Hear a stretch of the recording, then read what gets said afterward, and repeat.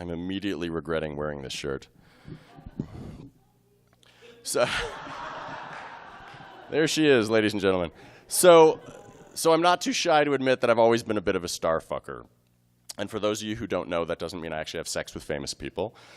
I was never successful at that. But it means that I'm overly interested in celebrity. I've always been fascinated by famous people, and I see them in crowds, and I pick them out. Oh, that guy was in a movie. I've always been fascinated by famous people. And this was a problem when I moved to LA right after college.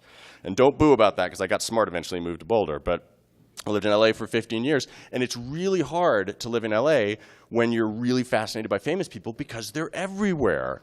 And the thing that's really embarrassing is people who grew up in LA don't care about famous people because they had, this famous guy was at my bar mitzvah, and that my friend's dad used to come to shul with us. And I don't know why these are all Jewish examples, but, Jewish people run Hollywood, so there you go. But this was, the people who grew up in LA didn't care, and since I was from out of town and wanted to appear like I fit in, I had to pretend like I didn't care about celebrities, which is really hard sometimes. So, I remember going to the grocery store and seeing Slash there, and I was a huge Guns N' Roses fan.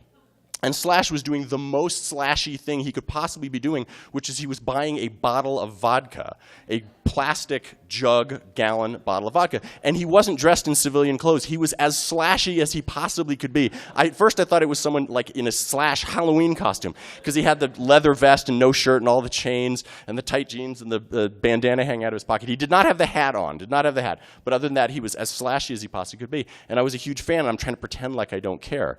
Another time I was at a wedding, and I'm talking to someone across from me, and I turn my head, and 6 inches away is Monica Lewinsky. And this is right like a year after the scandal happened. So I just about gave myself a hernia trying not to, look over and see what she was talking about. So this is the world that I lived in. I was just surrounded by famous people everywhere, and I was fascinated by them. And so the meat of my story takes place on the birthday of my girlfriend at the time. It was her birthday, and I didn't feel very confident about the kind of birthday event I had put together. I had some presents and some things planned, but it wasn't quite up to snuff. And we started the day by going out to breakfast, and we were just going to go to Starbucks and get a coffee and a muffin or something. And it was a beautiful day in Santa Monica, and so I let her sit outside under an umbrella, and I went inside to order. And as I'm in there kind of thinking about what I'm going to do to try to spice up her birthday and looking around, this is before iPhones, so I actually had to look around and pass the time, make eye contact. I'm looking around, and directly in front of me in line is Brooke Shields. And this is, 35, 38-year-old Brooke Shields. It's pretty tasty, right? And this is, every boy of my generation, this is our crush, right? This is the Blue Lagoon. This is nobody gets between me and my Calvins. Brooke Shields. So Brooke Shields sitting there, through the window out there, my girlfriend. And story's not going to go the way you think it is. After we placed our orders and we're waiting to get our stuff, I went up to her, and she was beautifully dressed. If you're Brooke Shields, you got to go out looking put together, and I probably look something like this.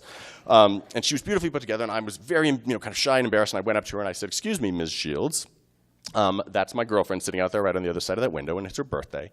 And it would really make her day if on your way out, she's literally by the door, if you just on your way out, if you would just lean over and say happy birthday, it would totally make her day." And she was completely gracious about it. "I'd be happy to, that'd be fine." And I'm just thinking, this is it. The birthday is now done. I've put the bow on everything I need, because Brooke Shields is going to go out and say happy birthday to her. So Brooke Shields gets her order and walks out, and through the window I see her lean over and blah, blah, blah, blah, blah.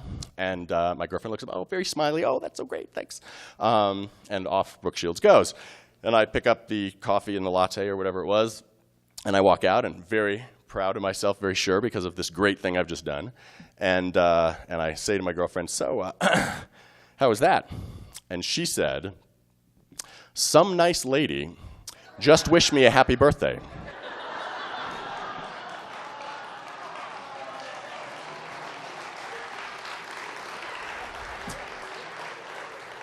And this is when I realized the flaw in my plan. The girl I was dating was born and raised in LA.